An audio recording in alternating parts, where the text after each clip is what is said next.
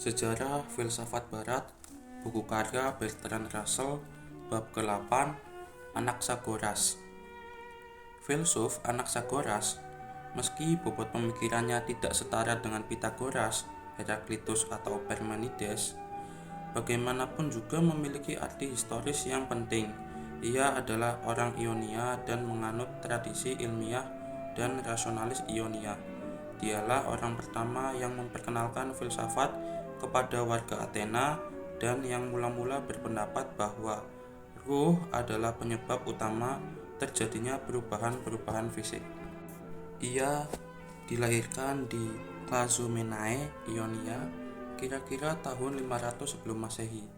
Namun ia melewatkan sebagian hidupnya selama kurang lebih 30 tahun di Athena, kira-kira dari tahun 462 hingga 432 sebelum Masehi. Ia mungkin diundang oleh Perikles yang ingin memberadabkan sesama warga kotanya. Barangkali adalah Aspasia yang berasal dari Miletus yang memperkenalkan dia kepada Perikles. Dalam buku Phaedrus, Plato mengatakan, Perikles agaknya berkenalan dengan Anaxagoras yang merupakan seorang ilmuwan dan mengabdikan diri pada teori mengenai benda-benda langit, dan sesudah mencapai pengetahuan tentang hakikat sejati, kepintaran dan kebodohan yang memang merupakan pokok perhatian utama Anaxagoras. Ia mengambil dari sumber gagasan itu pelbagai kesimpulan hakiki untuk meningkatkan kepiawaiannya dalam seni bertutur. Dikatakan bahwa Anaxagoras pun memberikan pengaruh kepada Euripides, namun pendapat ini kurang meyakinkan.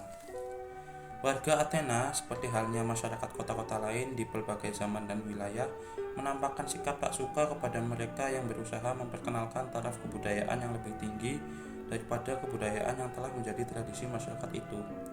Ketika usia Perikles kian lanjut, lawan-lawannya mulai melancarkan kampanye untuk menjatuhkan nama Perikles dengan jalan menyudutkan sahabat-sahabatnya. Mereka menuduh Peidias telah mencuri sebagian emas yang hendak dipakai untuk membuat arca Perikles. Mereka menyusun undang-undang yang memungkinkan orang-orang yang tak mematuhi ajaran agama dan mengajarkan teori-teori tentang benda-benda langit diajukan ke pengadilan. Dengan undang-undang ini mereka mengadili Anaxagoras yang didakwa telah mengajarkan bahwa matahari sebetulnya adalah batu berwarna merah dan panas, sementara bulan adalah tanah. Tuduhan serupa diulangi lagi oleh para penuntut Sokrates yang lantas mengejek bahwa para penuduh itu ketinggalan zaman. Apa yang sebenarnya terjadi sulit dipastikan kecuali bahwa Anaxagoras harus hengkang dari Athena. Bukan mustahil Perikles membebaskan dia dari penjara dan membantunya pergi jauh-jauh. Anaxagoras kembali ke Ionia dan mendirikan sekolah sesuai dengan wasiatnya. Hari peringatan kematiannya dijadikan sebagai hari libur anak-anak sekolah. Anaxagoras berpendapat bahwa segala sesuatu bisa dibagi-bagi secara tak terbatas, dan bahwa materi yang paling kecil pun tetap mengandung semua unsur yang ada. Pelbagai benda tampil sebagaimana adanya sesuai dengan unsur apa yang paling banyak dikandungnya. Jadi sebagai contoh, segala sesuatu mengandung sejumlah unsur api. Namun kita hanya menyebut suatu benda sebagai api jika unsur api adalah kandungan terbesarnya. Tak beda dengan Empedokles, ia tak setuju bahwa ada ruang hampa dan mengatakan bahwa jam air atau balon kulit yang digembungkan bisa membuktikan di dalamnya ada udara meski tampaknya tak berisi apa-apa. Anaxagoras berbeda pendapat dengan para pendahulunya dalam hal ia menganggap ruh, nous, adalah substansi yang terkandung di dalam komposisi makhluk-makhluk hidup, dan itulah yang membedakannya dengan benda mati. Di dalam segala hal, ujarnya, terkandung segala hal lainnya dalam takaran tertentu kecuali ruh. Sementara sejumlah hal lain mengandung ruh. Ruh memiliki kekuatan yang mengendalikan segala sesuatu yang hidup. Ruh bersifat tak terbatas dan mandiri, dan tak tercampur dengan apapun. Selain dalam kaitannya dengan ruh, segala sesuatu, betapapun kecil ukurannya, mengandung semua hal yang berlawanan dalam takaran tertentu. Seperti panas dan dingin, hitam dan putih, ia mengatakan bahwa salju pun berwarna hitam dalam batas tertentu. Ruh adalah sumber segala gerak. Ia menyebabkan terjadinya rotasi yang berangsur-angsur menjalar ke seluruh dunia dan menyebabkan benda-benda yang paling ringan bergeser ke pinggir lingkaran, sementara yang terberat berada di tengah lingkaran. Ruh bersifat seragam, dan ruh yang ada pada binatang pun sama baiknya dengan yang ada pada manusia, bahwa manusia tampaknya lebih unggul disebabkan oleh fakta bahwa ia punya tangan. Semua perbedaan tingkat kecerdasan yang seolah ada sebetulnya disebabkan oleh perbedaan jasmani. Baik Aristoteles maupun Socrates dalam kisah Plato merasa tak puas karena Anaxagoras. Sesudah memaparkan apa itu ruh, kurang melakukan langkah pemikiran lebih lanjut. Menurut Aristoteles, Anaxagoras menerangkan bahwa ruh adalah sumber penyebab hanya karena ia tak tahu penyebab lainnya.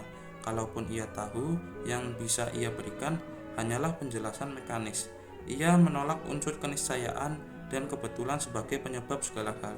Namun demikian, tak ada gagasan tentang penyelenggaraan Tuhan dalam kosmologinya. Ia agaknya tak terlampau banyak berpikir tentang etika atau agama. Boleh jadi ia seorang ateis, sebagaimana dituduhkan oleh para penyerangnya. Semua tokoh pendahulunya memberi pengaruh pada pemikirannya, kecuali Pythagoras. Pengaruh Parmenides dalam hal ini sebanding dengan pengaruh dari Empedokles. Anaxagoras memiliki arti penting dalam ilmu pengetahuan. Dialah yang pertama menjelaskan bahwa bulan bersinar dengan memantulkan cahaya. Meski di sini agak kurang jelas karena Parmenides konon juga telah mengetahui hal ini. Anaxagoras mengemukakan teori yang benar mengenai gerhana dan tahu bahwa bulan berada di bawah matahari dan bintang-bintang. Ujarnya adalah batu yang berkobar-kobar. Meski kita tak merasakan panasnya bintang-bintang karena jarak yang amat jauh. Matahari lebih besar dibandingkan kawasan Peloponnesus. Bulan memiliki gunung-gunung dan menurut dia ada penghuninya. Disebutkan bahwa Anaxagoras termasuk ke dalam mazhab Anaximenes. Memang jelas ia mempertahankan tradisi ilmiah dan rasionalis yang orang Ionia. Pada dirinya tidak kita temukan gagasan tentang etika dan agama yang bergulir dari mazhab Pythagorean sampai Socrates dan dari Socrates hingga Plato, menyelewengkan filsafat Yunani menuju kebodohan. Anaxagoras memang bukan pemikir yang masuk peringkat pertama, namun ia memiliki arti penting sebagai orang pertama yang memperkenalkan filsafat ke Athena dan sebagai orang yang memberi pengaruh dan turut membentuk pemikiran Socrates.